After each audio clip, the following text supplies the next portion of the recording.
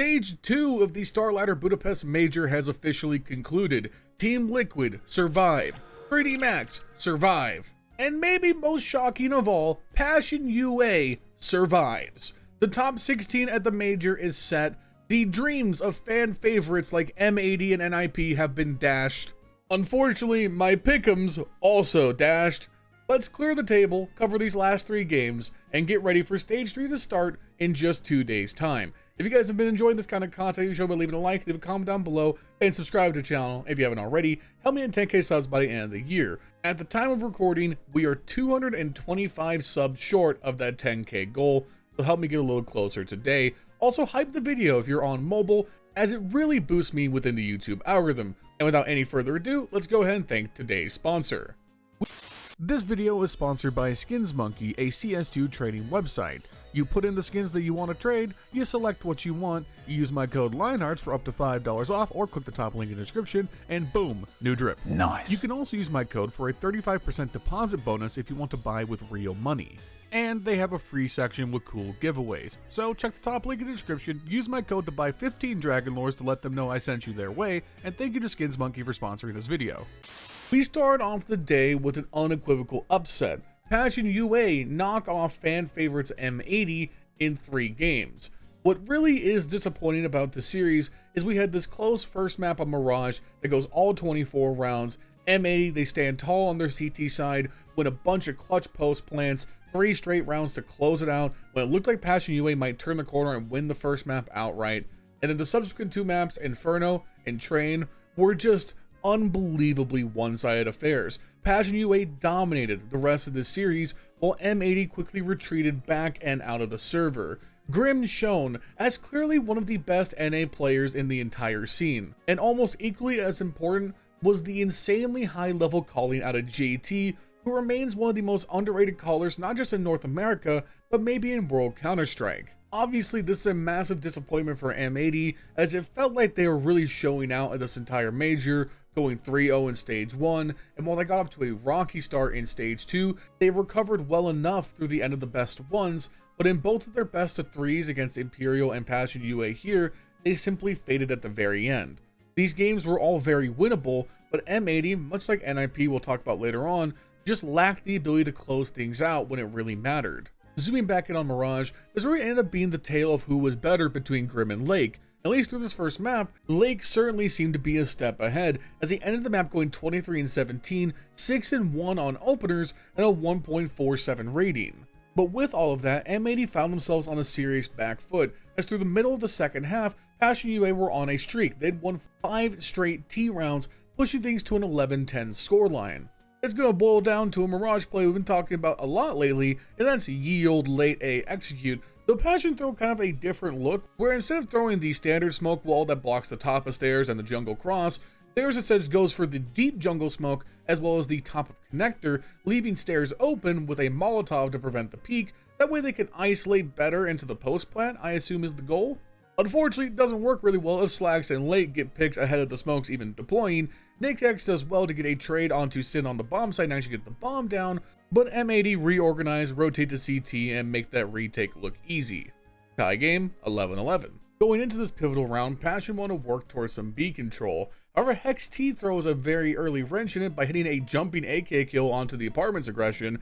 Meanwhile, Passion have rotated to take full mid control, try to maneuver into a cat split. Maybe it was an abundance of caution for the bomb now being alone in apartments, but they kind of rotate all of their cat control out, just leaving a lurk into ladder room, and group up the rest of the players in apartments for the final push.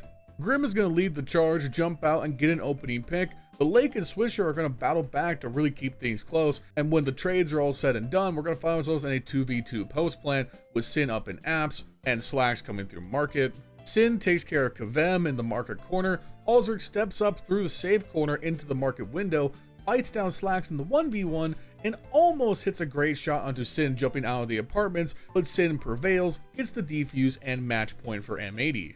And then, not to belabor the point, Passion UA were unsuccessful and push this into overtime, comes down to another late A split, Swisher and Sin pick up double kills between the two of them, JT stranded in a 1v5, and listen, maybe you could pull off some heroics, but not right now. M80 strike first in the series, but this would be the end of the good news for M80 fans. As we already said, the subsequent 2 maps were simply one-sided affairs.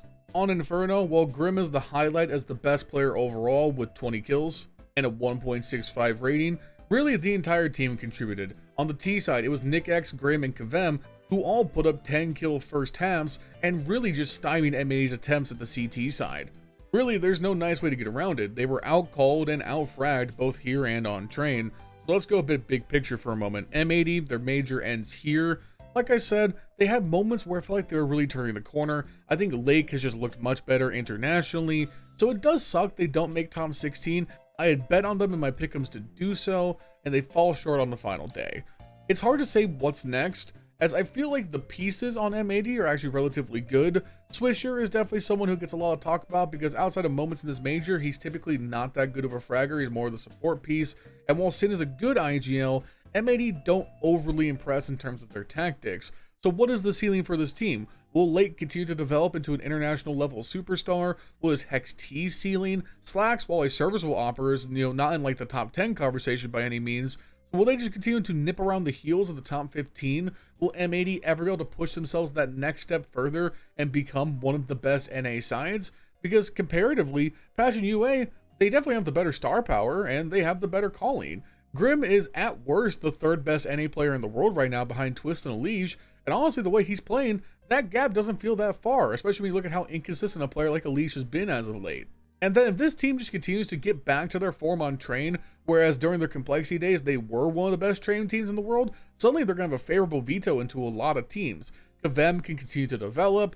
With their kind of Passion UA backing, they can always consider going more European if a player like NickX doesn't work out in the long run. I guess I just bought too much into the M80 hype and didn't give enough credit to just how solid this Passion UA core could be, and I think we saw that play out in today's series. Moving on, we had Team Liquid trouncing Astralis 2-0. This felt like kind of a victory lap for Ultimate, one of those rare series where he shows why so many people still believe in him. On Nuke, Liquid run out to an early 11-1 lead on the CT side. During that time, Ultimate would go sicko mode. 19-3 on the first half. He couldn't miss a shot if he fucking tried. He ends the game going 22-4. There was a brief moment where maybe Astralis could look a little more solid on the CT side, kind of a cosmetic comeback, but at the end of the day, they were just outclassed. Like, this was just a simple, as you can like it, the firepower on Liquid is just greater, and Astralis, they're old and they have stare, and that's about it. Mirage was definitely closer through the first 2/3 of it, but still this ended up being a 13-9 victory for Team Liquid. This time, Ultimate, he cooled down a little bit, only going 15-11, but right behind him, Naf 16-12, Nerds 20-19. Elige had himself an okay game as well. Probably the most standout round from this entire game was that Naf 1v3 clutch on the A bomb site round 17.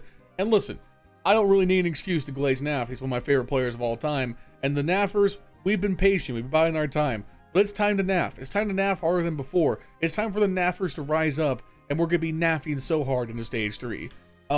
Astralis, they exit here. Frankly, they did much better than I thought they would. When they went 0-2 on the first day, I thought Astralis would die early, but they persevered to the very last day. Unfortunately for them, the bracket draw was just unfavorable, as Liquid are words.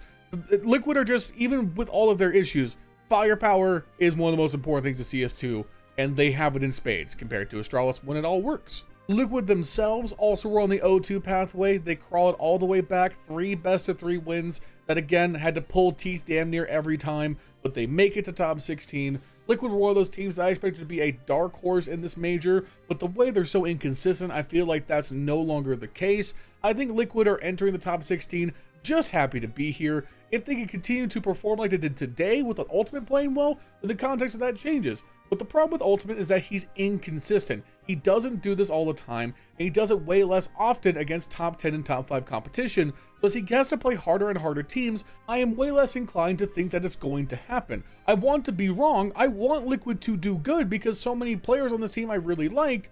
But good lord, guys, they struggled so much in Stage 2. Are they going to pull a phase and just go 3-0 in Stage 3 if they're struggling in Stage 2? Possibly, but I have no fucking idea. And we round out Stage 2 with 3-dimensional Maximum taking on the Ninjas in Pyjamas. And unfortunately for NIP, what I really feared at the end of yesterday's recap came true. They ran out of gas. Those brutal overtime losses to Paravision and FaZe finally came home to roost. And unfortunately, NIP played their worst Counter-Strike at the major when they absolutely needed to play their best. 3D Max trounced them. This was 2-0. It was not very much a competitive series whatsoever. It was 13-3 on Ancient, 13-8 on Train. 3D Max, one of the teams that many people expected to make out, myself included. I just wish it didn't come at the expense of one of my favorite teams to watch at the major overall in NIP. I don't know what's next for the NIP roster following this. Kaspersky is on loan. They are a young team and they're advancing well, but Wrinkle has had question marks on his consistency. What are they going to do with U-Jerks, as he has not really reproduced the star output from Saw? They obviously have a great tactical base in Snappy and Exist. I really do think NIP will become a mainstay of sort of the top 15 going into next year, a la a Gamer Legion in previous years. And I hope that happens because, again, I like watching this team play. They were very, very close, just rounds away from making top 16 at a major. Considering NIP is being diabolically bad for God knows how many years previous, I think that still counts as a win. The best thing NIP could do to start their offseason is immediately sign Kaspersky to a long-term contract. This is a star player worth building around. He was their best rifler at the major, one of their best players overall, and if Wrinkle can just figure out his consistency, Wrinkle can be a top 10 opper in the world. Like, he has that ceiling, and that would make NIP just a threatening team to deal with, which I already think they are. Anyways, it's a bummer for me. NIP, they exit. 3D Max top 16 at the major. The perennial gatekeepers this season continue to gatekeep, which is pretty impressive. I like 3D Max, don't get me wrong. It's just I wanted NIP to win.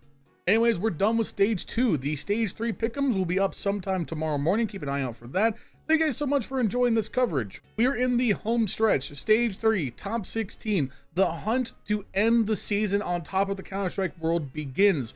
The best teams in the world enter the arena, joined by the other 8 teams who battled through the first 2 stages. Will Vitality find 2 majors in the same year, cement their era? Will Spirit resurrect themselves from a late season slump? Will Falcons finally get that career-defining achievement that Nico has been hunting for his entire career?